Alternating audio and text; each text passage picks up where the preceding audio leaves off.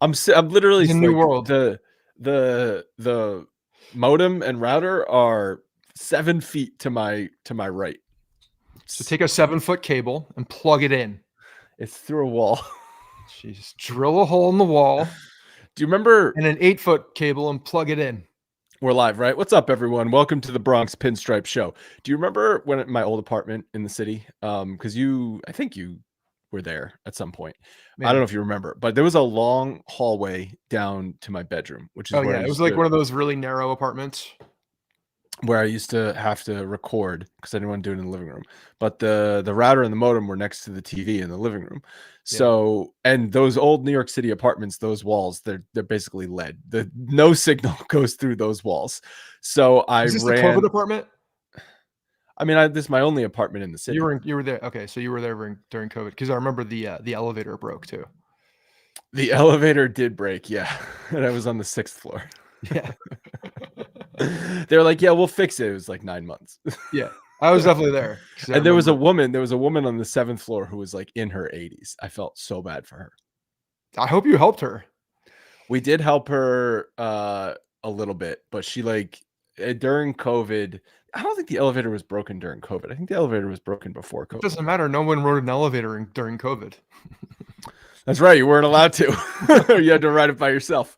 What was I saying? I ran a giant cable, so I have a cable somewhere I could find. It was like 100-foot cable. How you doing, Scott?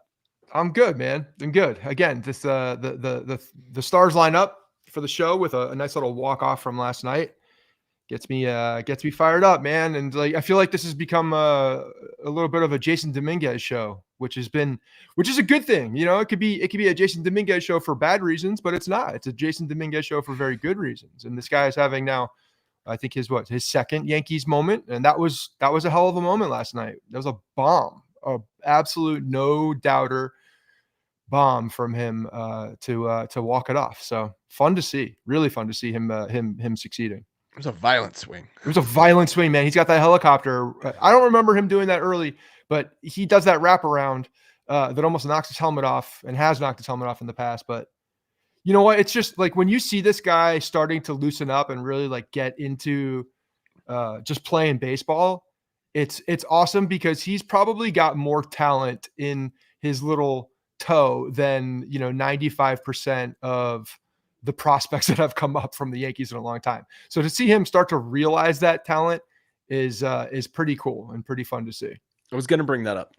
He's very like when you see a moment like that last night where he just hits an absolutely missile to the second deck in right field for a walk-off, or you see him go first to third and you're like, wow, that was like extra fast how he went first to third there. Yeah. Yes, the talent is off the charts.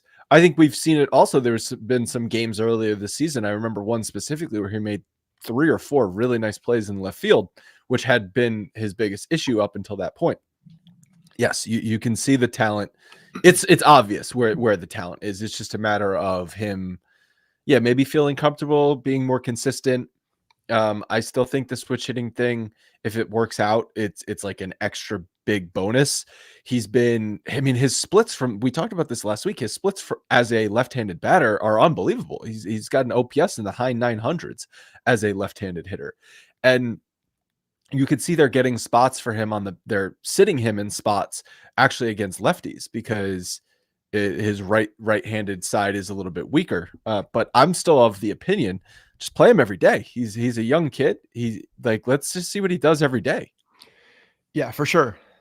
Exactly. That's it. I mean, he's coming into his own. I guess it's just going to take some time. And yeah, Giovanni said something about must have heard me ever since the episode. He has been showing up. But the thing for him is I was never negative on him as a player by any means. I wasn't never negative on Jasson Dominguez at all. It was just to me, there was like some type of a disconnect with the emotion that he was, the lack of emotion that he was showing. He wasn't. You know what really, I think it was? Nerves. I think it was nerves and just like, do I belong here type thing. That's the biggest thing. And I, over the past few weeks here with him having some big moments and you're just seeing him get more comfortable. I think it was a comfort thing. I think it was the first couple weeks of the season, they yanked him every game in the 6th or 7th inning for defense.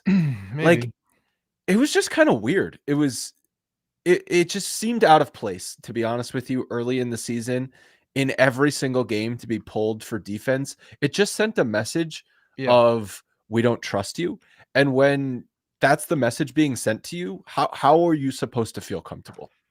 100%. Well, and you have that, and then, you know, it's just also that he's just extremely young. This is a whole new situation. He's, thrust into Coming off an injury the big season. lights, coming off of an injury, which is weird because, he's never done that. He's never had to deal with that. He's always been just Mr. Super Athlete all the way, through his development. And yeah, so when you're dealing with something like that, and then there are expectations, you have a lot of veterans in the clubhouse. You have the best player on the planet next to you.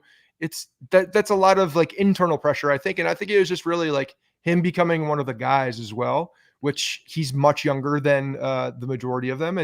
There's just an acclimation period. And I think that's, looking back, I think that's kind of what we're seeing. And it doesn't seem like that's the case anymore. And who was the first person out of the dugout, or the first person that I noticed on the reaction of that home run was Paul Goldschmidt, which is like a funny, awkward old man fist pump. And like, I don't know, you could definitely see his age in his celebration, which I thought was funny. But there's something there. There's something there with the veterans. I got news for you, Scott. Well, it's just we are Paul Goldschmidt. I'm much older than Paul Goldschmidt. Paul Goldschmidt could be my son. But yeah, I think that there was probably something, with the veterans, just making sure that this guy felt like he was part of it. And I think that's what we're seeing, man. When you play loose, when you play this game, and if you have the talent, usually it shines. Yeah, it's been ever since the last West Coast road trip. They're going on another West Coast road trip, back-to-back West Coast road trips. But the last one, when he started out with that amazing game in athletics, where do they play? In Sacramento. He's been unbelievable ever since. And like I said, it's the talent that gets you excited, because I don't want to go down this rabbit hole, but it's so easy to compare him to Volpe, right? Because they're both the two top position player prospects in the system over the past couple of years. And like, just eye test wise, I don't see that same burst of talent from Volpe that we've seen with Dominguez. Not to say Volpe is not a talented player, but like, the velocity with which he swung and hit that ball out of the park, like, that's just not Volpe's game. Volpe needs to be the consistent defensively and put bat on ball type of player, whereas Dominguez has the talent to be sort of that explosive bat. He's just got more natural raw talent. Like, there's no comparison. And plus the paths have been very different for these guys. Dominguez was the number one prospect in baseball for Yankees. I mean, he was up there. Wasn't he the number one prospect in baseball for a minute? I don't remember if he was ever ranked when he number was 16. I don't remember if he was ever ranked number one overall. He was up there. He was top 5, I think, but Volpe was top 20 or so, top 25. Yeah, but like, again, realistically, what are the margins on that? It's like, the reason why I'm identifying it as different is because where they came from and Sure. their path to the big leagues is extremely different. With Volpe going through the high school program in New Jersey, being recruited, getting drafted, not going to college. Do you know he grew up a Yankees fan? I've heard that. I think his parents are too. Something about the he's from Tom's River and took a picture. Oh no, wrong guy. Yeah. Sorry. But he and then you get Dominguez, who you're seeing like grainy footage of, which apparently I'm pretty grainy right now. I don't know why, but we didn't see footage of it. Was like 2 seasons before we saw Dominguez actually on a baseball field. No, you saw him on like a sandlot, like choppy. I remember talking to the dude from Baseball America, I forget his name, about Dominguez when he was Badler? Like, yeah, exactly, Ben Badler, when he was 16. And literally there was like someone taking a video through the fence of Dominguez, and we're like, oh my God, on a flip phone. Look at that look at the athleticism. The swing looks so powerful. And then you're obviously we've been hearing about him for a while. But yeah, I think that just like off the charts, the talent makeup, the physical makeup is just very different. Like Dominguez is an elite athlete. Yeah. It's very clear. Yeah. Yeah. And that was a really exciting moment last night. I mean, damn, did DeGrom look good. You know what I was doing during that game? Because I remember DeGrom, obviously, he had the injury right after he signed in Texas. I was like, how many years left does DeGrom have? Are the Rangers going to be trying to get out from under that deal? Maybe they trade him at the deadline or something like that just to like shed that money. He's got like 4 more years left. It's crazy. I thought he was maybe 2 years left. And I was like, oh, maybe that's somebody the Yankees could target at a deadline if the Rangers are out of it. But no, he's got 4 years left at like 40 million per. Yeah. Well, I mean, he's been pitching like it this year. He's just been, killed with injuries. But he looked very good. He looked very good yesterday. Made the Yankees look very bad for a little while. But that's like, you get shut down by DeGrom, you tip your cap. You get shut down by some of these other pitchers. Like, who's that guy on the Orioles who like came into the game with like 5 strikeouts and then struck out 10 Yankees? You're just like, what's the Japanese pitcher? Like, what's going on here sometimes with this lineup? Yeah, there's the consistency issues are something, but recently I feel like they've been better, and I think a lot of that has to do with the people around Judge, and there's a lot of people hitting around him right now, specifically Bellinger more recently. Bellinger is the big one because Cody Bellinger is on what now, a 15-game hit streak. So I looked at his game logs, and you could say he bottomed out sometime in late April or early May, but on May 3rd, he was hitting, I believe it was 198 on the season. Yeah. Just abysmal. Since that point, in over 60 plate appearances now, because the numbers I pulled does not include Wednesday's game, he's hitting 377, 450, 679 for an 1100 OPS. That is off the charts good. He's not going to be that good for the rest of the season. But what he's now got his season OPS up to is like, I think a 120-ish. So 20% better than league average, which is amazing considering how bad he was in the first month of the season. But Bellinger, I believe that if this lineup is going to succeed this season and be consistent all year, you're going to need the core of Judge, Bellinger, and Goldschmidt. Like if you can have the lineup around that 3 guys of the core, I think it can succeed because you're going to have guys get hot and cold. We've seen it already this season. Grisham and Ben Rice were amazing so far this season. No one expected them to be that good. They're going to go into some slumps. I mean, even if you look at them so far, like prior to the game on Tuesday where Ben Rice had a couple RBIs, he had been hitting 200 batting average, 273 on base, 360 for slugging for a 653 OPS over 55 plate appearances. So he was in a little bit of a slump. We've seen Trent Grisham kind of go into a bit of a slump too. So I think it's just, I don't think we're allowed to talk about that. I think we're, because he's already given us a year's production. And I don't care.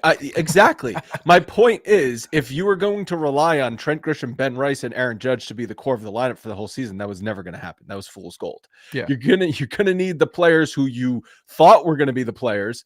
And I didn't even think Goldschmidt was going to be that guy, but he seems to be that guy. But Judge and Bellinger was supposed to be the 1-2 punch in this lineup. And if you can add Goldschmidt to that as a third, as a trio, that's a nice core of the lineup. And then you can have the Grishams, the Rices, the Volpe, and Wells get hot and cold throughout the season, which is just naturally going to happen. And then that's just sort of the natural flow of a season and the natural flow of a lineup. You can't just have Judge and everyone else flopping around in the wind. Well, of course not. But that also hasn't been the case so far this year because we've had production. I mean, it's not like there have been inconsistencies around him, but for the most part, it's been after the number 4 batter. It's been the bottom half of the lineup. Right, because they've had Grisham and Rice. My point is, I don't think we can count on Grisham and Rice the entire season. They have never proved that. Bellinger has proved he can be a productive player at the major league level. Goldschmidt's won an MVP. Yeah, Bellinger's won an MVP too. Okay, so you have 3 former MVPs that you can build a lineup with the other guys sort of getting hot and cold as players get hot and cold. Right now, Austin Wells is completely lost. Like he's hitting. Before I pulled the numbers, it was 186. He went 0 for 3 last night, so it's probably in the 170s. In the month of May, he's hitting like 170. Just a complete non-factor. Yeah, 100%. He took a pitch last night that was just, he was clearly looking for something that DeGrom was going to throw him something off speed. And it was a big situation too. They had runners in scoring position. Was this early in the game, right?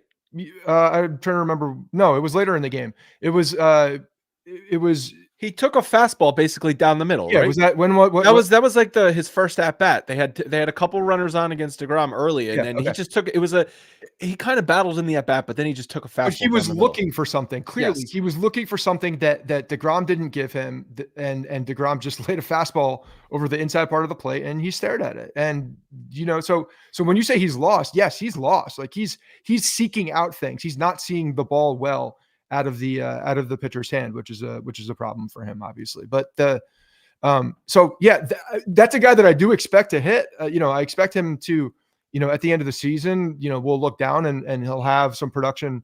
He'll have productive numbers, but he's definitely not there yet. He's been very inconsistent. Very inconsistent. And Volpe, since he bottomed out, which I would call the Cleveland series, when we said he needs to be benched. Remember, he struck out a ton in that series. Now it's 22 games, but in the 21 games of numbers that I pulled since that series, he had 91 plate appearances, 278 batting average, 352 on base percentage, which is very good for him, 468 slugging, 820 OPS. I mean, that is the player right there. Those numbers that I just read, 278. So call it high 200s, 350 on base percentage, 450 or more slugging. That is the player the Yankees, we were told we were going to get when he was coming up through the system. That is the player. Okay. An 820 OPS. I mean, he's never going to be 1,000 OPS guy because he's never going to have enough power to do that. But if you're an 800 OPS good defensive shortstop, that is an all-star caliber. Are you going to be an all-star every year? No, but that is an all-star caliber, top 5, top 7 shortstop in Major League Baseball type of player. It's only 21 games, 22 games, and we've seen him go on 20-game hot streaks before, but that is the player that Anthony Volpe needs to be. I mean, yeah, that's true. So it's hard for me to say anything more about him on the side of like his talents there. I've been talking about that this entire time. It's a matter of, and I think everybody believes that. And again, going back to the conversation with Jasson Dominguez, they're different types of talent, but Volpe was a prized talent, not just in the Yankees organization, but across baseball as he was coming up. So it's not like there's not, I don't want to call it elite talent because I don't think that's elite talent. I think that he's great. He was graded very high coming up, and he's got to just show that. And I think it's a matter of him, again, figuring out the consistencies in his swing and just showing it at this point. We just have to see it. And it's got to be over durations of time.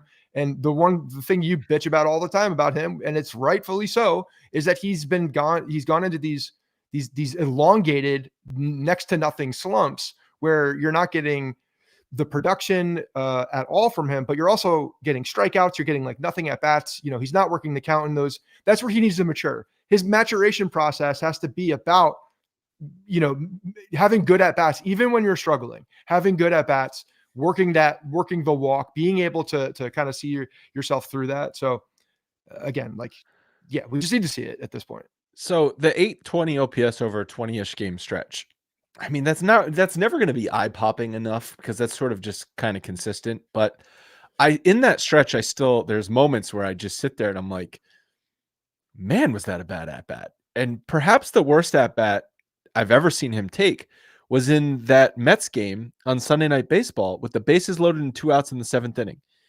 Didn't he get up in that count 3-0? He was up 3-0 in the count. Took a fastball down the middle on 3-0. Fine. Fine. You're gonna make the guy throw a strike, especially with the bases loaded. Pause. Do it again.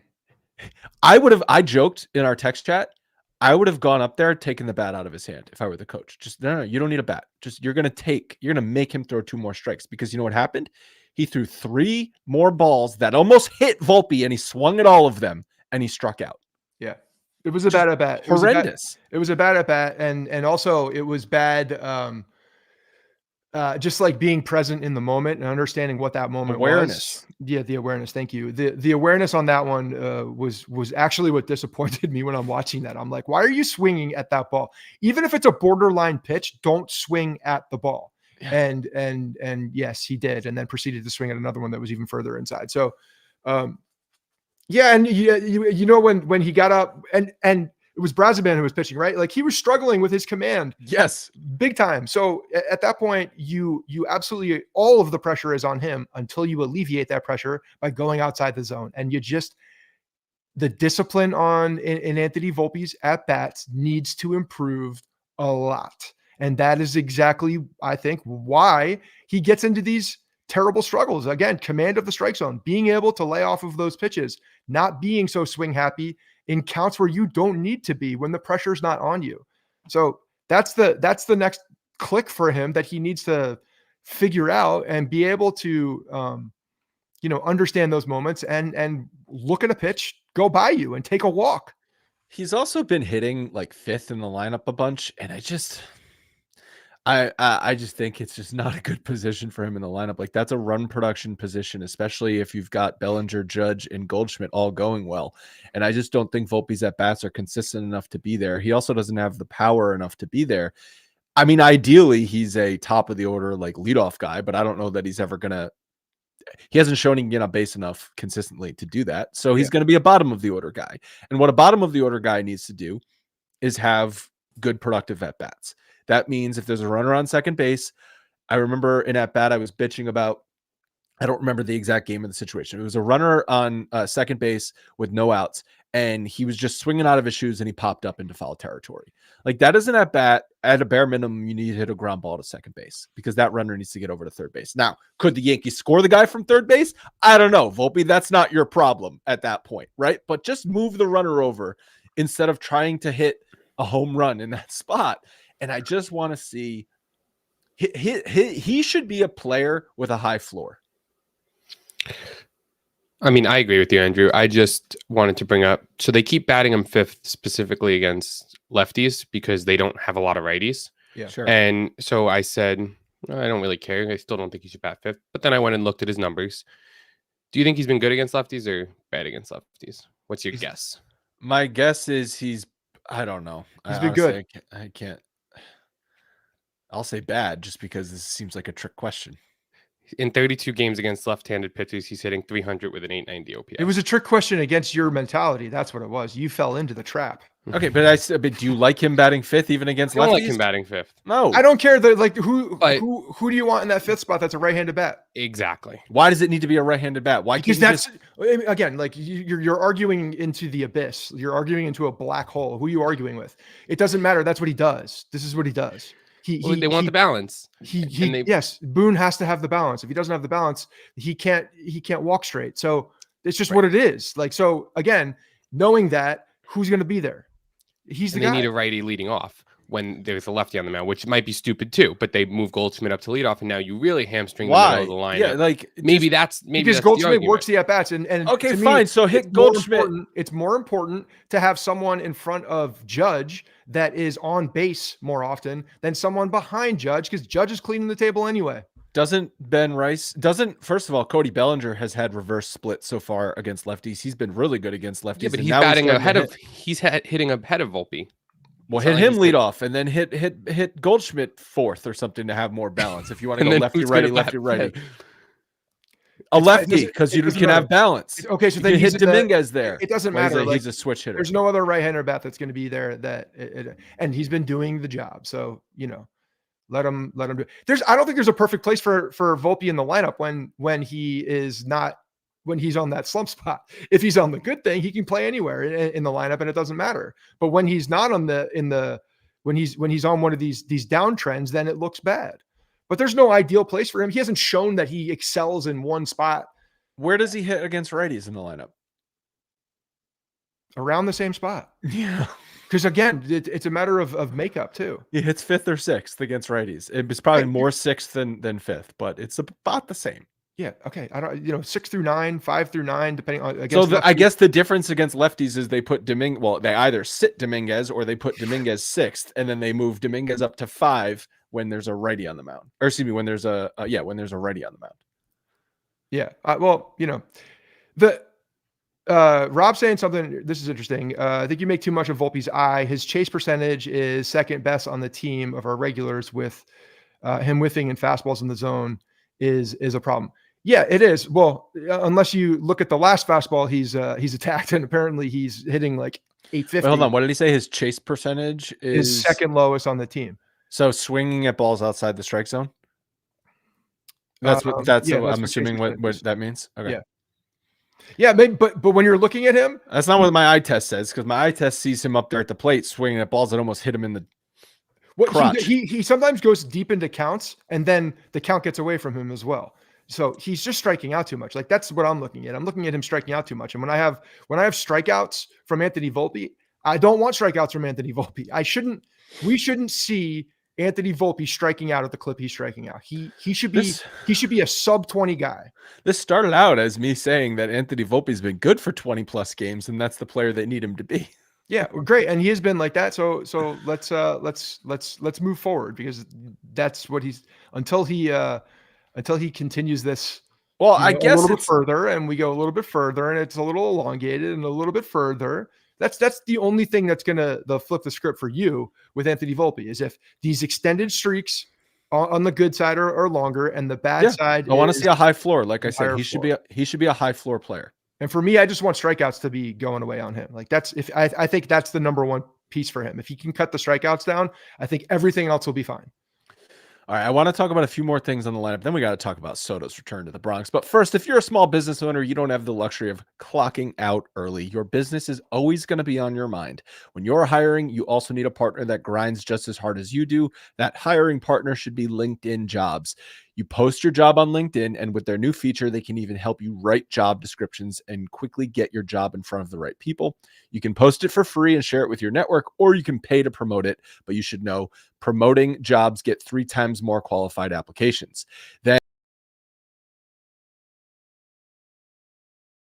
as we said, getting those qualified applications is the most important.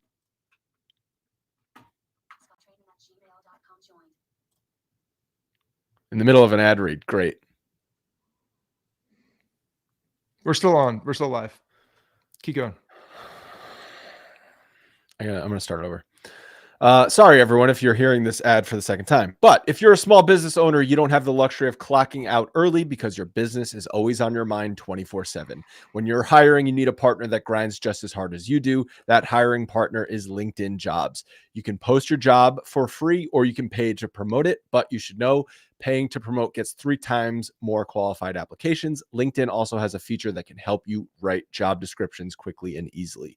Getting those qualified candidates is the most important thing. Based on LinkedIn data, 72% of small to medium businesses get using LinkedIn say it helps them find high quality candidates fast.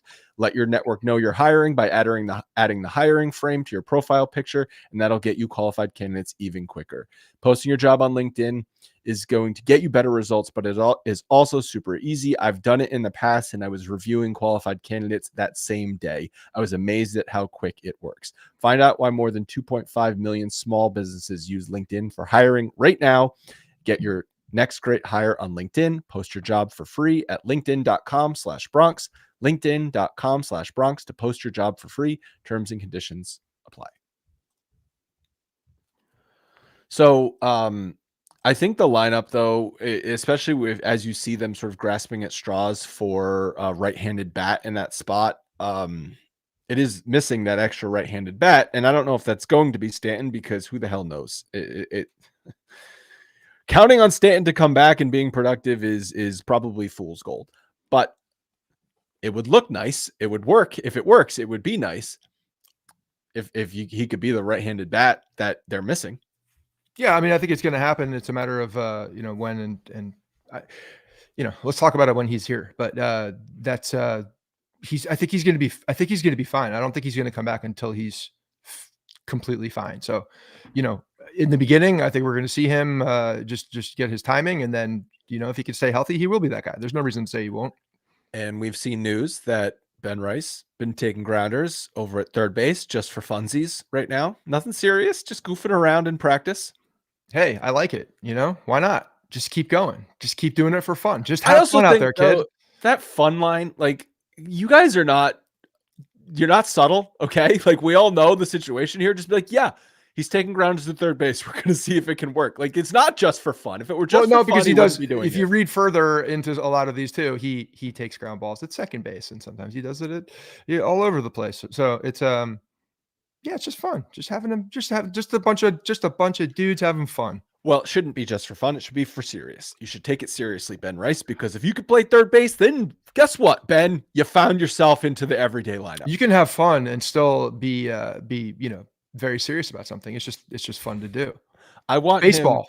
You I got to be want loose. I want to see pictures of Ben Rice after every practice, just covered in dirt because he's diving for grounders at third base. He is working hard. I want to see zero dirt on him. I want to see him being able to take that first step and get to the ball before he has to dive. Is A-Rod still a special advisor on this team? Do we know? I don't know. He was just seen at a Minnesota Timberwolves game with Barry Bonds sitting next to him. So, I mean, what's he doing? I don't care, but all I know is I'll take Alex Rodriguez mentoring Ben Rice at third base and Barry Bonds mentoring Ben Rice at the plate. Yeah, that's fine. That's fine, but yeah, no, I don't think he is. I think maybe he sniffs spring training a couple times, and then they're like, okay, bye. Yeah, we're no longer in Florida. You can leave now. There's no ceremonies to celebrate. Like we don't have 2025 is not a big anniversary of anything. So yeah, but also he doesn't. We'll see if the invitation always stays with him. All right, let's talk about the Mets quick for a bit here, and Soto specifically, because I have some thoughts. Go ahead. There was a lot of people talking about the right field stands and how they turned their back to Soto when he came out here, and I've heard both sides of it. I'm hearing from people who are not Yankees fans who are looking at that and were like, that it was dumb.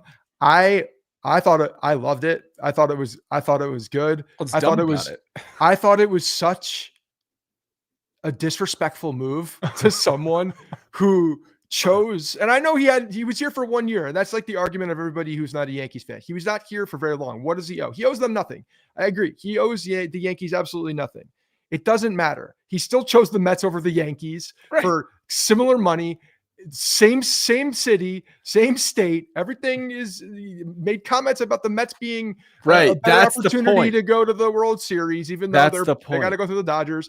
And he still made those choices. And so when you do that, and you thought it was here, I thought it was one of those situations where you're like, okay, you don't matter to us anymore. Just you think you matter, but you don't. And that was, to me, one of the biggest things for him. He was tipping his cap. He was doing this awkward spot. It was awkward. The whole thing was awkward on his part because he was acting like, oh, they're just messing with me. Like, no, dude, like you're done. You're dead to us. It doesn't matter. You don't matter to us anymore. And he thinks he does.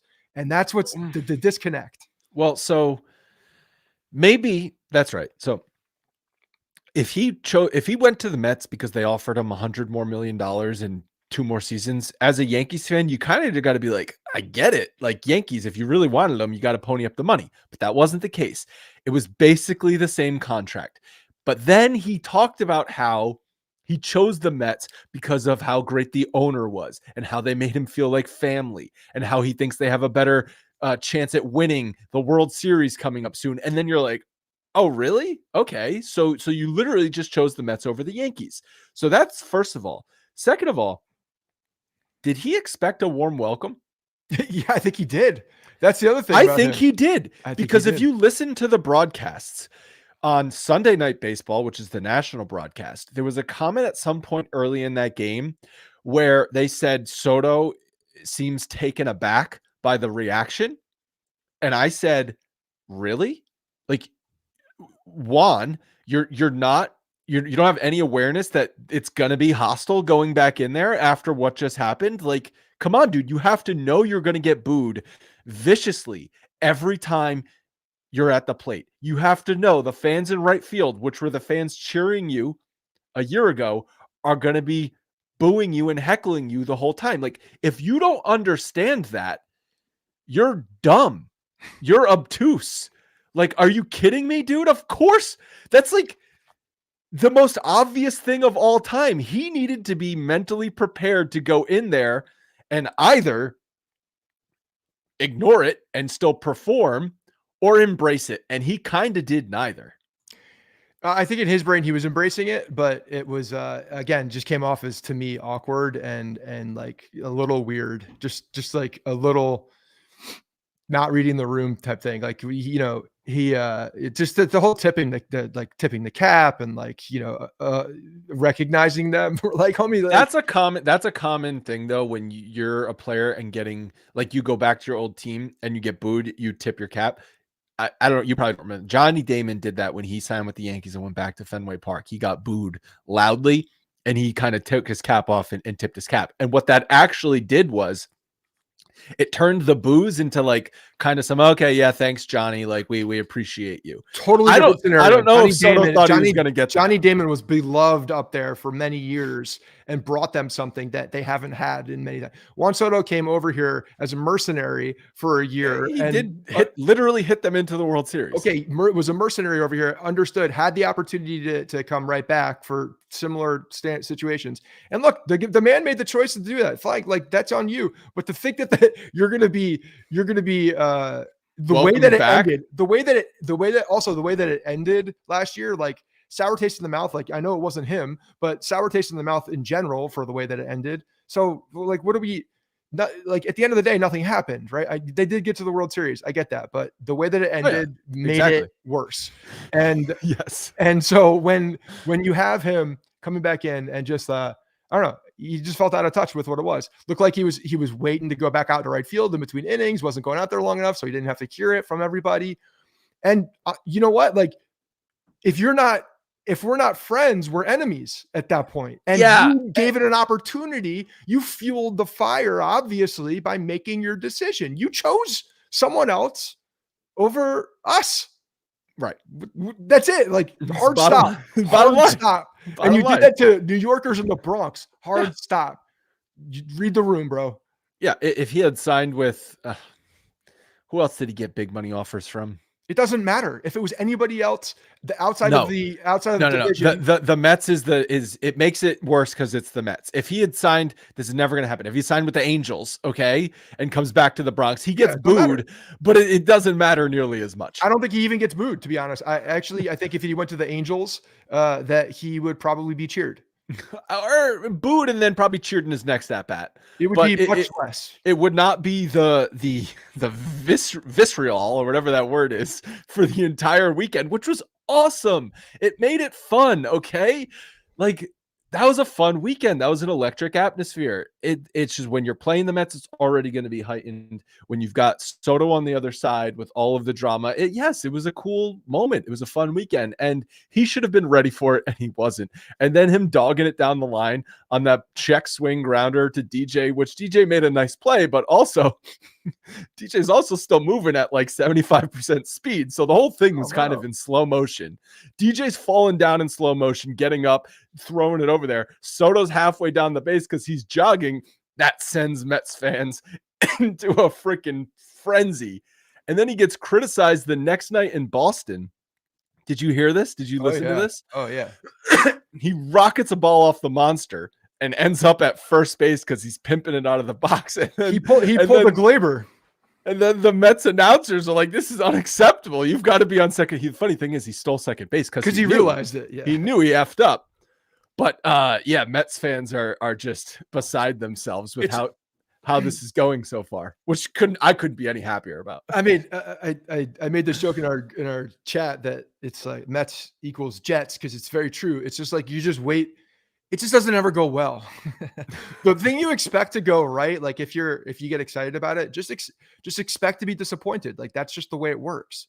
It's just the way it works. And Juan Soto has never been a guy ever where that, like, in my eyes, again, didn't watch him a ton before he came to the Yankees, but on the Yankees, that guy was hustling out of the box. Yeah. Playing every day. Played every day, even if he was banged up. Like, what did he miss? One game last year or something, and it was basically like they had to yank him out of the lineup, like scratching and clawing. Yeah, absolutely. Never questioned Juan Soto's effort last year. We talked about this when he signed with the Mets. When you sign an $800 million contract or whatever the final number was, if you're anything less than elite, it's a disappointment. if you re-signed with the Yankees for $800 million after you just performed the season before for them, got them to the World Series, you go through a slump. Okay. Players go through slumps. We know who you really are, Juan, but he doesn't have that luxury with the Mets fans. Add it to getting dogging it against the Yankees. It's not going to fly. No. And the fact that the Yankees needed to take that series, and they did. They were able to take 2 or 3 from both of these teams to end the homestand, which was a great thing. But they had to win that series, especially the way that the whole Soto thing was going down. And to do it on Sunday Night Baseball was great. So I'm glad. Alonso's throw, by the way, it hit my house. Yeah, it was a bad throw. It was a bad throw. And again, like you're looking at a rocket coming down the baseline, but it would have been a close play either way. But that was the worst throw I've ever seen. Like, oh my God. Yeah. It was like not even close. Like it was 15 feet to the right and above his head. Like, what was that? It was not. It obviously got away from him. It got away from him a little bit. Can I say one more thing about the Soto thing? This kind of bothered me. Did you see, I think it was the Sunday night game, but it might have been the Saturday game, him and Soto and Judge sort of dapping it up. I think it was like in between innings on the field. Mm-hmm. That bothered me. I know Judge is never going to like ignore Soto. Like they're buddies, right? They're going to be buddies off the field. But like during the game on the field, Judge, like you don't have to give him the cold shoulder, but can't you just be like, hey, what's up? And just like move on and then dap him up after the game. Like kind of, this is never going to happen anymore because baseball players, they're too rich. They're like, what's the problem? Like Soto is worth almost $1 billion now. Like, what does he have to be mad about? Judge is worth $500 million and is hitting 400. What does he have to be mad about? Can you fake it for me during the game and just act like you're mad at the other guy? Just so I feel a little bit better about myself sitting on my couch watching. I'm going to tell you what we just said to Soto. Okay. Understand the expectations and understand what you're looking at and understand the situation. Judge is never going to do that. Judge is always going to be the guy that's going to come up. And, when he did it, it was more like, oh, hey, like smile, smile, smile, smile, smile, smile. Like it was like a condescending look in my eyes. Of course he's going to do that. This is what Judge does. Judge is that guy. I know. He would be that guy in 1965, in 1985, and no matter, like, that's just the way he's wired. So whether they all are making this much money and train together and do all the things, like he's just going to be that guy because that's who he is. I just wish get your expectations in line. No, I said, I understand it's not going to happen. I wish don't get bothered. No, because I miss the days when there's just like everyone hated each other. Yeah, it's more fun that way. It's more fun. Speaking of everybody hating each other, if you Dominguez last night hit that walk-off just as the fourth quarter of the Knicks game was starting, which was convenient for everybody who wanted to watch. I know if you're self-loathing. 95% of Yankees fans are Knicks fans. I grew up a Nets fan, but I forgot about that. I never liked the Knicks growing up. I enjoy watching them now. I am not like a massive NBA fan. And as soon as the Nets went to Brooklyn, I was out. So they're fun to watch. And I was watching the game as well in the fourth. And they don't like each other, the Pacers and the Knicks. That's pretty And clear. that's a long history of. But does history really matter when it comes to like modern players? I don't think it does as much. No, but it's the last time the Knicks were in the final, in the semi-conference final. Huge. The fact that the Knicks are as far as they are is a massive deal. And unfortunately they really choked out a bad loss last night. So you're going to see some tension. You want to see some players that don't like each other? Watch the rest of that series. So a couple other things I want to touch on. Will Warren is looking really good. His last, I think it's 3 starts. It might even be 4. It's 4. So 4 starts, 10 strikeouts and 5 2/3. Now listen, the Rangers lineup is banged up. They're not a fully functioning lineup at this point, but it's a complete 180 for Will Warren, who 4 starts ago had a 7 ERA. It's been very good ever since. What's the difference? What's the difference in these 4 starts that you've seen from him? It's so glaringly obvious. It's command. It's 1000% command. The guy is not walking people. He's commanding his off-speed pitches. And when you see like when the broadcast is talking about his stuff. It's because he's got, a number of pitches. He's got, the spin is off the charts. Like that ball is just like coming out of his hand with wild amounts of movement. He just hasn't been able to locate it. And over the last 4, what you're seeing is him locating. And when you do that, I'm going to bring back the Greg Maddux comparisons. When you do that, but he's also throwing 95 miles per hour. Like his fastball. Everyone, 95 is like throwing 89 back in the day. Yeah, but 95 is that's all you need. That's the thing. If you're throwing a 95 mile an hour fastball and you have the amount of off speed stuff, like that plays perfectly. Sure. But Ryan Yarbrough proves you can throw 90 and still get outs. Okay. If you can locate and keep hitters off balance. But when Will Warren's it's the difference in the split. So Will Warren, always had good off-speed stuff. I wasn't that like his best pitch, his slider, like spin. He's got this, and he's got the sweeper, whatever. Sweeper that when you look at it, he's essentially throwing it like a frisbee. It's like it's coming off of like the grip is almost like you're holding, I don't know, like a bocce ball, and you're coming in at it. But when you're behind in the count 2-0, you're not going to get anyone to swing in a sweeper off the plate. It's just, and that's the problem he was facing earlier in the season. Yes, and he's locating it all right now and looks fantastic. And when you do that, it's amazing how much better you can look. And when you do that, also, guess what? Like the confidence in yourself to throw a pitch where you want it now is escalated, which makes you that much more dangerous when you have 5 pitches. The other thing, so some news came out after the game that Fernando Cruz is dealing with some shoulder stuff and hasn't been available. Boone said imaging showed no significant concerns. Boone says he hopes they are getting through it. This report came out after the game, and I guess it now makes a little bit more sense, some of those bullpen decisions that Boone was making during that game, because the fact that Weaver was not on the mound to start the 9th inning made no goddamn sense. Yeah. I don't understand why. The other thing is, what was it? Was it Saturday? Was it Saturday against the Mets when Cruz was there in the 9th? He pitched in the 8th. It was only a short amount, and then he came back out for the 9th in a tie game, right? Because that's another spot where I wanted to see Weaver, because Weaver, when you're at home in the 9th, you're inning, at home and you start your closer in the 9th inning, clean 100%. Inning. Here you go, guy. Yes, and he was he had thrown the day before. Or no, there was an off day. Then he had thrown, like, there's no reason why he shouldn't have thrown in that game. So there were some weird decisions, and I don't know when this Cruz thing, when he started feeling the shoulder. I don't know if it was after that game, but I mean, I would guess that he flagged it after that game. Yeah, he must have. And that was when he came out in the 8th, sat back down, came back up, and pitched the 9th and gave up, coughed up the lead. And that's a tough blow, because he's been really effective. And what you saw last night is you saw Boone taking the guy and extending him into the next inning. And I guess it kind of bit them in the ass in the 8th inning, or was it the 7th inning, or 7th or the 8th, whenever the Rangers got their runs. But the fact that you didn't have Weaver start that 9th inning, you're asking for trouble. You're just like, you're going to use him anyway. Just give him the inning. So do you think he forgot? That's what I said. I said either. You think Boone forgot? Damn it. He's done that before. So there's two explanations. He's done this before. Two explanations, and both of them, I don't know which one's worse. Number one is he's trying to steal outs, and I hate when he tries to steal outs because it's a recipe for disaster. Number two, he forgot. It's kind of like walking a guy, like, oh man, or pinch runner, or after a pitch has already been thrown.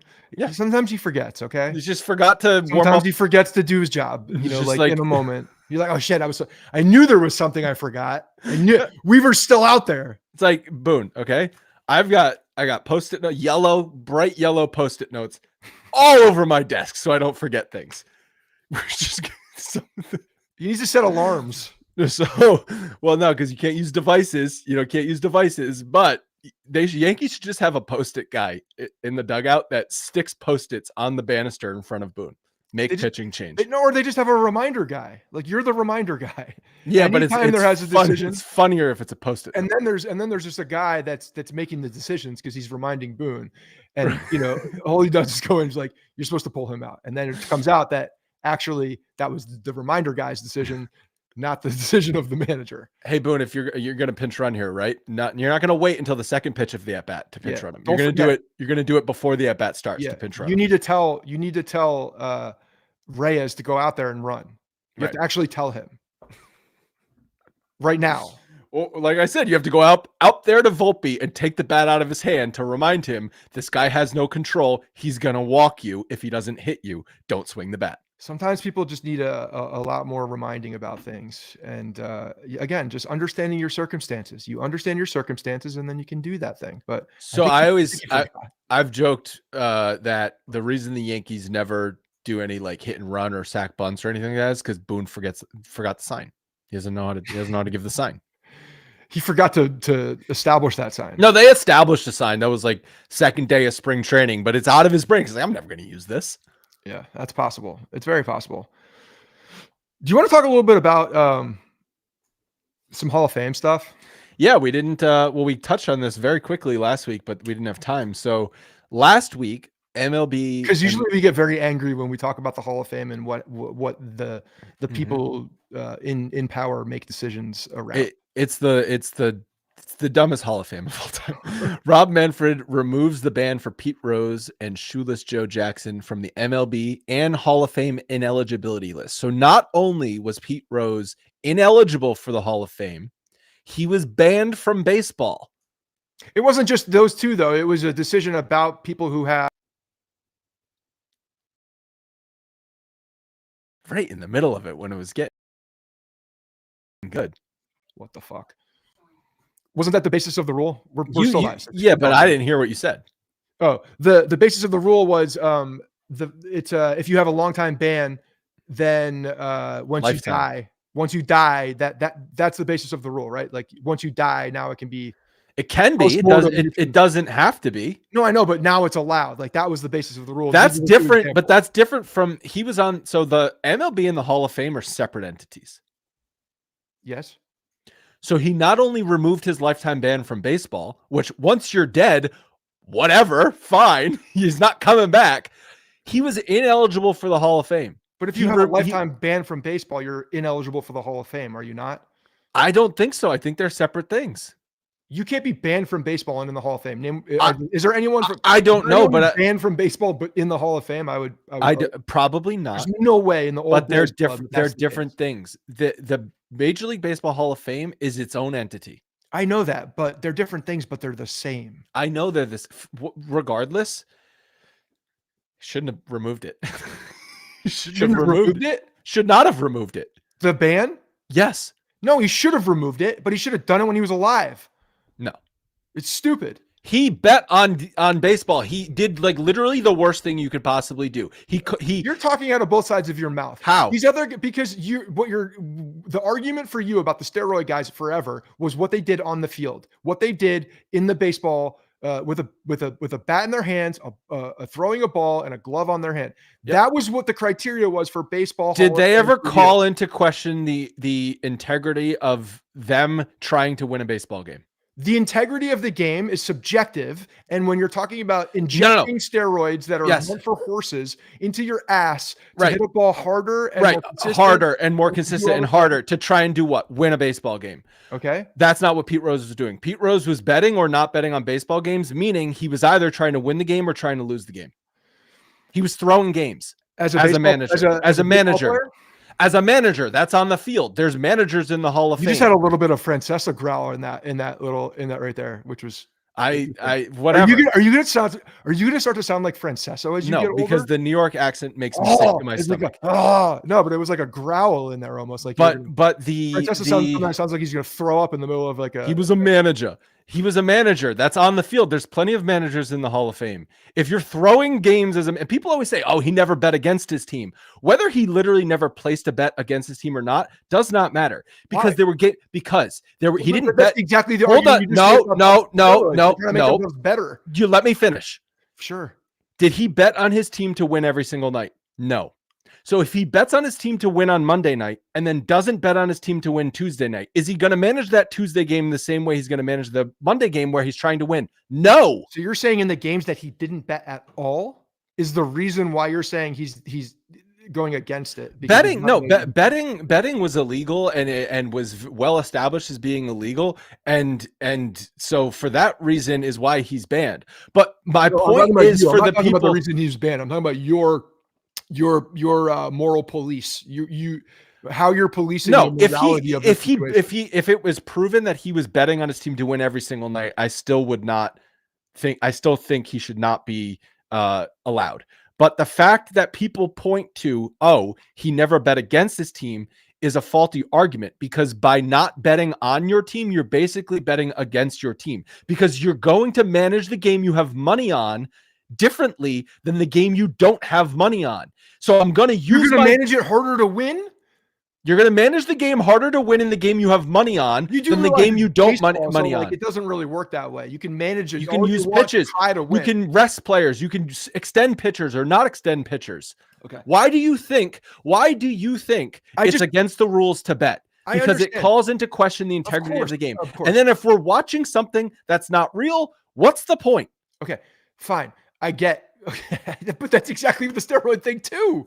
That is real though. That's people still performing or not performing. I think you're contradicting yourself in your moral police, because then why are not steroid guys ineligible for the Hall of Fame? Steroid guys are eligible for the Hall of Fame.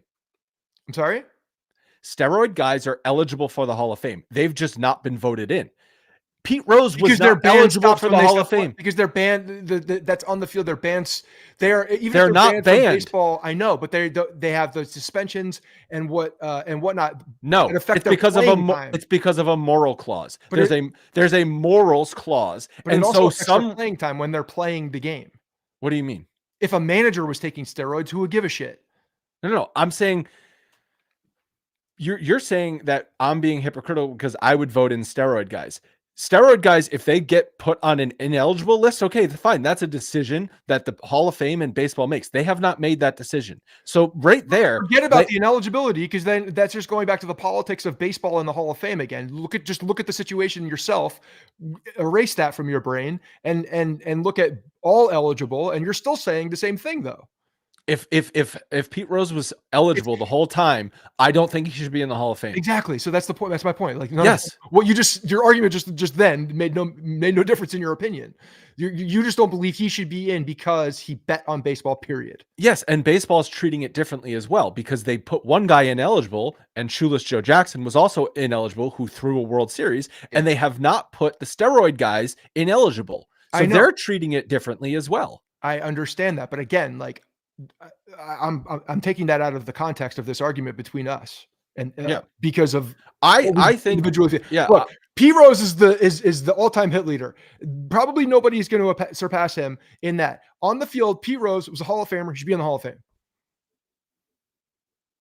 And you could make an argument that he deserves to be in the Hall of Fame way more than those steroid guys belong to the Hall of Fame, because when he played baseball, he was drinking and smoking crack and cigarettes and whatever else the hell he was doing. And drinking crack would help, but it would help you. It would help you in short bursts.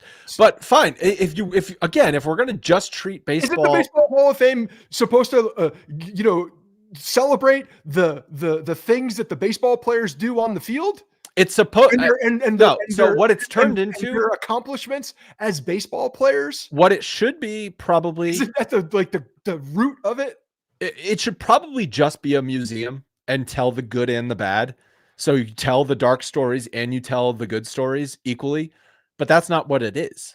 It's only celebrating the quote unquote good players, and where we've gotten because of the steroids. That's not true, because they have exhibits but the individual people aren't in there. They don't have a plaque. Is there a Pete Rose? Is Pete Rose? I don't guarantee Pete Rose is in the Hall of Fame in some capacity. I don't. Bonds is just like all those other guys are in the Hall of Fame. They're not inducted into the Hall of Fame as players, but a lot of their accolades are. I'm curious. Can you Google this, Logan? Is Pete Rose mentioned in the Baseball Hall of Fame? Because again, the difference between Mark McGwire's bat when he hit the 60-second home run being in the Hall of Fame and Pete Rose is Mark McGwire was not banned from baseball.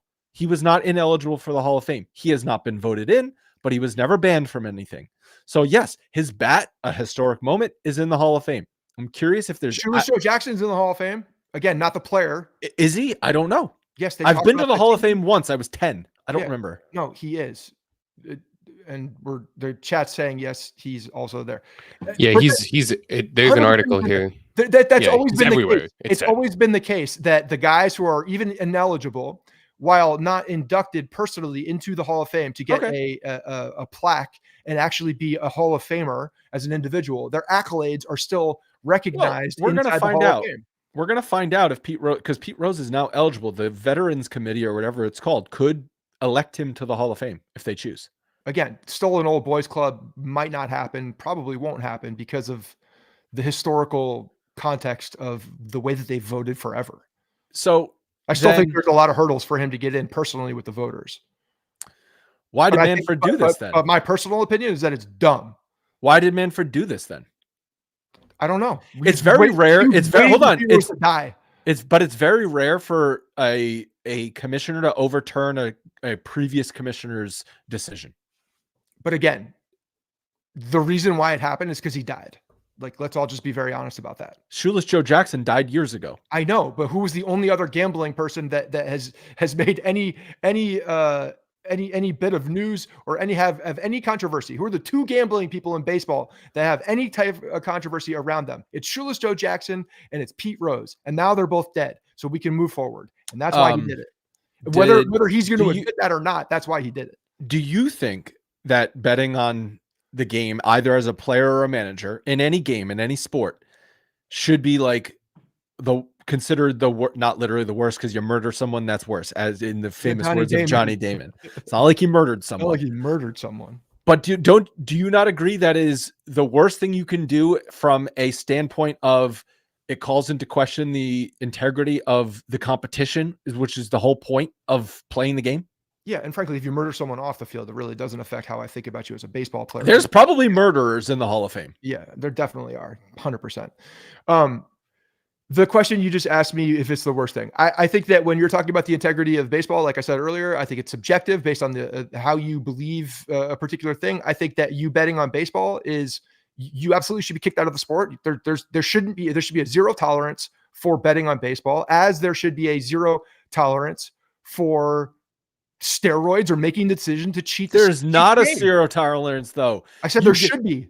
Okay, so you're saying if you opinion. Your opinion is if someone tests positive for steroids one time, you should be banned from baseball? Yeah, you made that decision to do it. You're an idiot. You should be gone. Okay, well, we got to go find like 70% of just like that line in the sand off the field for egregious crimes, or crimes that you're going to trial for are enough to get you out of the game. I do think there's a difference, and I guess you don't see it the same way I do, between taking performance enhancing drugs to improve your performance, which is to try and do better and win, versus betting, which calls into question, are you trying to win or not?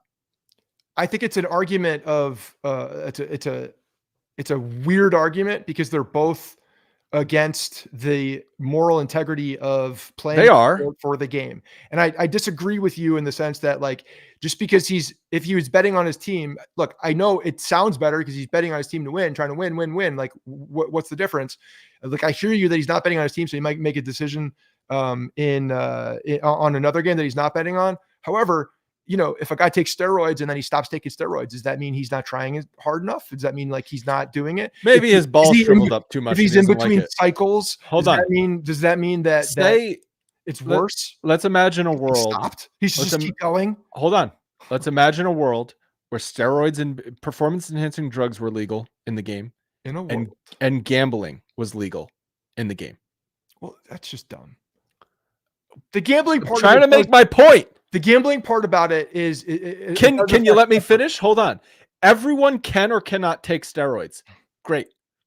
Some guys choose to. Some guys choose not to. Then everyone can gamble. They can choose to gamble. They can choose to gamble on their team to win. They can choose to gamble on their team to lose. Some guys cannot gamble at all. Which one of those is worse? You're calling into question effort at that point.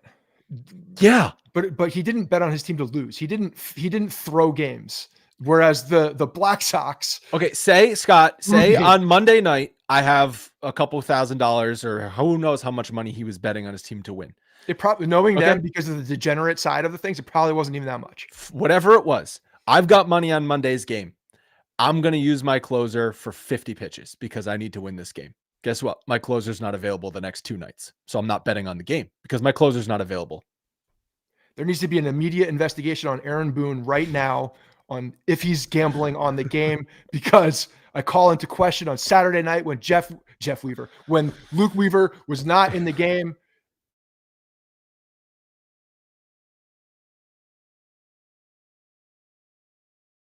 Yeah, Brett Boone's steroid guy, by the way.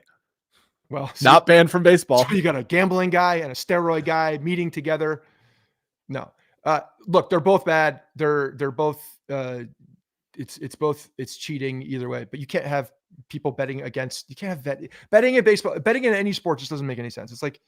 What we've got now to the point, because steroid guys have not been banned from the Hall of Fame, they've just not been voted in because voters are stupid. You get lesser than players voted in, like we've talked about many times. And also you get people that are dismissed possibly within an era because they either didn't make, maybe there's a guy that would have been a late bloomer that could have had an opportunity to have a hell of a career, but didn't ever get that opportunity because Jose Canseco's out here hitting moonshots and just like veins popping out of his body.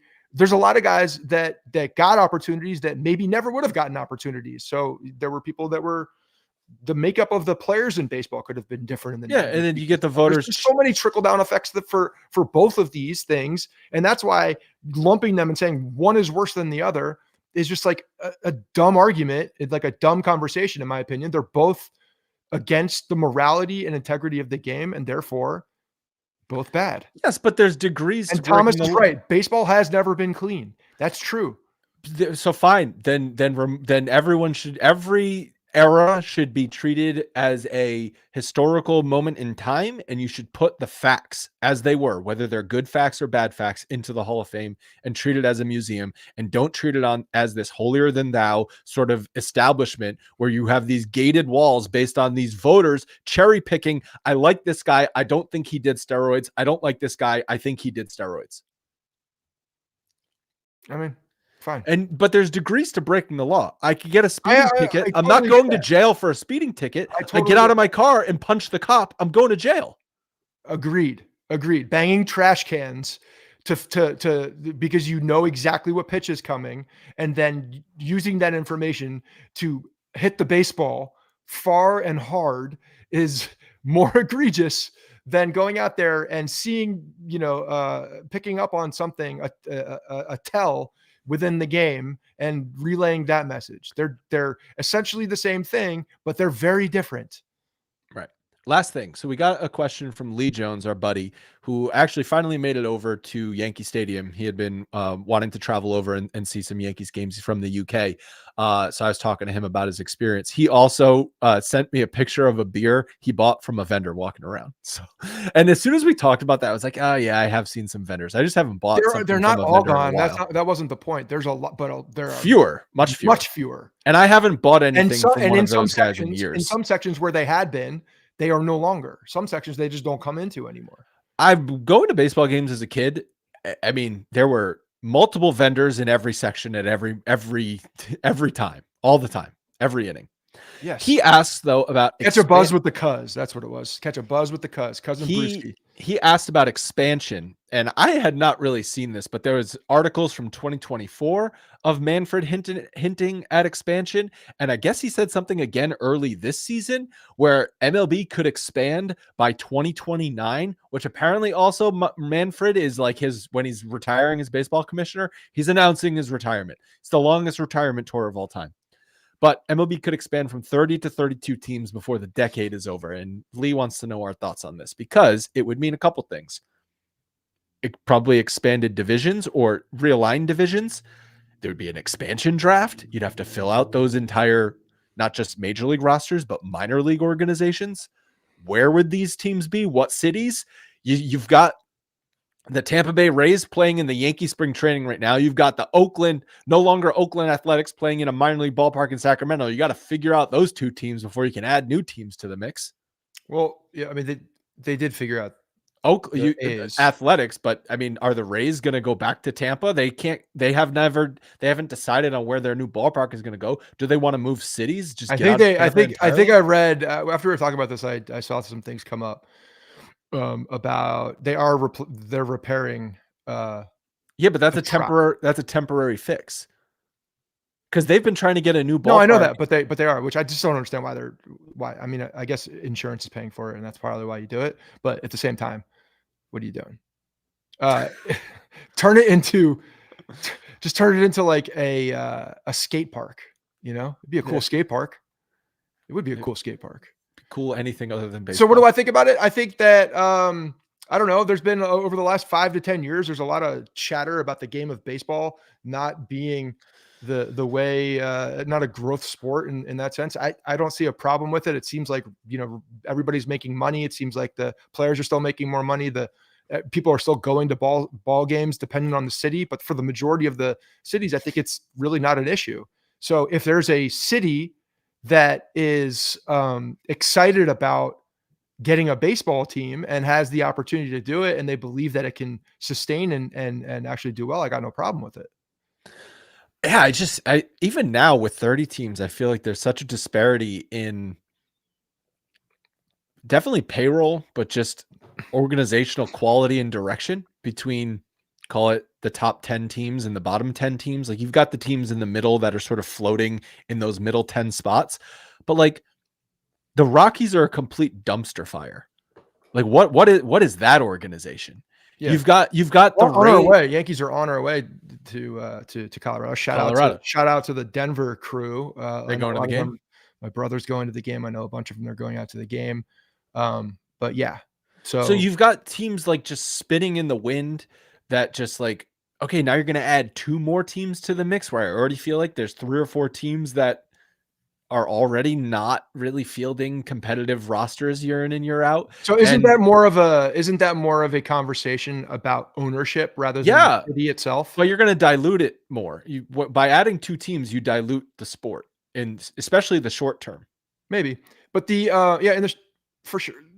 I don't know. I mean, you're not really, because the superstar players are still staying where they are. It's not like they're you dilute. Sorry, what I meant is you put those. I mean, you're gonna have even bigger of a disparity between the teams that are spending over $300 million putting all stars at every single position, looking at you, Dodgers, and then these expansion teams that are going to basically be operating as crappily as the Rockies are for the next But how do you few know years. that? It's, again, it goes back to ownership. What if Jeff Bezos is the new owner of a team in Nashville and decides to put, because there's literally not enough quality players to fill that roster in the first couple of years. I don't know. Maybe we'd start to see more Japanese players come over. Cool. If that's the result of it, if the result is more competitive teams, I'm all for it. Yeah, I think it's just like probably a closer version of the world coming to play here as a higher priority. Great. More opportunities for some Dominican and other Caribbean players to get onto the major league field. Like that's some of the best baseball talent in the world coming from Latin America and the Caribbean. Absolutely. Great. Yeah. Let's watch those players. Absolutely. So I think that there's short-term impact and long-term impact, but I do think that at the end of the day, the more important piece of this is who the owner is and what their commitment is to said city and payroll. And I think that's going to have to be, if they're going to expand at this point, there needs to be a really, really high criteria for who the owners are and, what's your intent? What are your intentions? And I understand intentions can change. But the Players Association will be big favor of this because that means more major league salaries. Yes, absolutely. And again, if you're bringing in someone, and again, if baseball has a high bar for who the owner can be or should be, and I don't know what that criteria is, something to look into. I have no idea what that is. I'm sure it's out there. I'm sure there is some type of a criteria, but understanding that if there are 2 new owners and they are bazillionaires and they're able to and willing to put a lot of money and into a community, into a baseball team, then I think it's a good thing. You're going to get ownership groups. You're going to get millionaire, Sure. 100 millionaires, maybe billionaires pooling their money together. There's going to be a face They're of still the ownership. figureheads. Yeah, exactly. Yeah, figurehead ownership groups. The other thing that this would mean is, so 32 teams, you'd have one National, one American League team. That now means that you got to expand or realign the divisions. There's been proposals. There's been articles written about, here's what it would look like with you expanding from 6 to 8 divisions, and here's what it would look like consolidating to like 4 mega divisions. And if we're going to be realigning the divisions, I would like the mega divisions, because I think something baseball lacks with the expansion of the playoffs is the importance on the division and the importance on regular season games. Too much in recent years, it's just been, let's just get into the tournament. Whether you're the division winner, whether you're one of the wild card teams, just get into the playoff tournament. If you consolidate those divisions and you put a bigger importance on, like, would it be how many teams in 4 divisions? Someone do the math, whatever. A lot of teams, 8 teams going for one division title, 2 in each league. I feel like that could put a lot more excitement on the regular season baseball. Why, if the wild cards are still in place?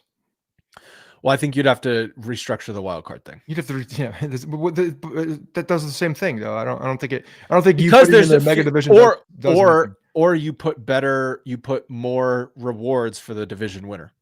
Frankly, that's kind of what's happening right now though with the wild card situation. But no one cares about winning the division. Right. But again, what does it matter in that regard? They're still getting into the playoffs. So they're all jockeying for position essentially. So, I mean, again, the playoffs, because there are so many more teams that are involved, it essentially acts like a mega division, because once you're beyond the 3 division winners, you're all competing against each other. There would only be 4 division winners total instead of 6 division winners. Yeah. Okay. So then it's just more emphasis on the wild card at that point. I don't know. I don't think it does as much as you're thinking at this point. Maybe the amount of wild cards. And I don't think they're going back on that. They're not going back on that, but maybe you reward it. So you win the division, you get your first series at home, a home playoff series. The other division, the other wild card winners, maybe there's 2 in each division. They play a 1-game playoff to see who goes to the next round. Like, make the wild card penalty like 3. I liked the 1-game wild card. I don't like. Yeah, we disagree there. I don't like baseball in 1 game unless it's after 6. But you've already played 162. Fine. And you couldn't decide after 162. There should be enough time to decide after 162. My point. You just played 162, and now you're just going to play 1. Right, because you should decide. Just get it over with. Sometimes it doesn't happen that way. It's just not the way baseball teams are lined up. What do you mean? Especially if you're competing to get into that last thing, like the way the pitching staffs line up. It's not like a other sports where everybody plays every day. So, it's just because of how much they've watered down the playoffs. Not everybody plays every day. Everybody plays every game. Because of how much they've expanded the playoffs, the regular season is just so watered down. And it's honestly, most regular season games and most regular season series have absolutely no juice. This Rangers series, no juice. The Mets series was fun because it's the Mets and it was Juan Soto. The Yankees are going to be playing at the Dodgers this coming road trip. Great. They're also playing at Anaheim and at Colorado. Those series can go fuck but that's always going to happen. You're not going to get rid of that. You're always going to have that. But if the games mean a little bit more, I'm sorry, but a May game against Colorado, no matter what the divisions look like, is going to matter the same. I mean, good luck trying to convince me of that. If you've got the divisions consolidated though, and you play more, if you play those teams that are in your division, that's just by nature of it being a division opponent is going to matter more. Here's what I think you do. You go back to, but they're not going to again. Like I feel like once they've made this move, they've made this move. But with the schedule the way it is, with the more evenly keeled, you're going around playing everybody and not playing the division. That's the biggest, to me, that's the biggest issue, is you're not playing your division as much anymore. So when you're because of the balance schedule, you're saying get rid of the, but you can't get rid of the balance schedule. You won't, no, especially with the alignment that you're talking about either. But you can't there needs to be odd teams in either the American or the National League. You can't have even teams, even number of teams. It needs to be more teams in one league for the balance schedule not to happen. When you're talking about the importance of a division, when you take games away from said division, within Yeah. the same schedule, then to me, that's depleting what you're talking about within the competition of that division. You're just talking about and again, that just goes right into the wild card spots. Yeah. So I mean, I enjoy playing, especially when they were bad, the Orioles 17 times a year. Yeah, when winning the division against the Red And Sox they're bad. mattered. They're bad again. They're bad again. Right. For different reasons. I mean, it looks like the American League East is just bad at this point. Like, everyone's bad. The Yankees aren't bad. I meant other than the Yankees is what I meant. Obviously, the Yankees are not Blue bad. Jays just put up a 14 or 15 spot yesterday. They fired their manager. On the, the Red Sox have been a dumpster fire. So on the Padres too. Anyway, that's gonna wrap it up for today. I lost money on that game. That one pissed me off. Oh, but you were not managing the game, so it's okay for you to bet. That's true. Talk to you again next week. Have a nice Memorial Day weekend, everybody. Stay sane with the West Coast swing, everybody. Staying up late. A lot of West Coast. Even Colorado, 2 hours back. Still a long time. All right. We'll talk to you next Thursday. Peace.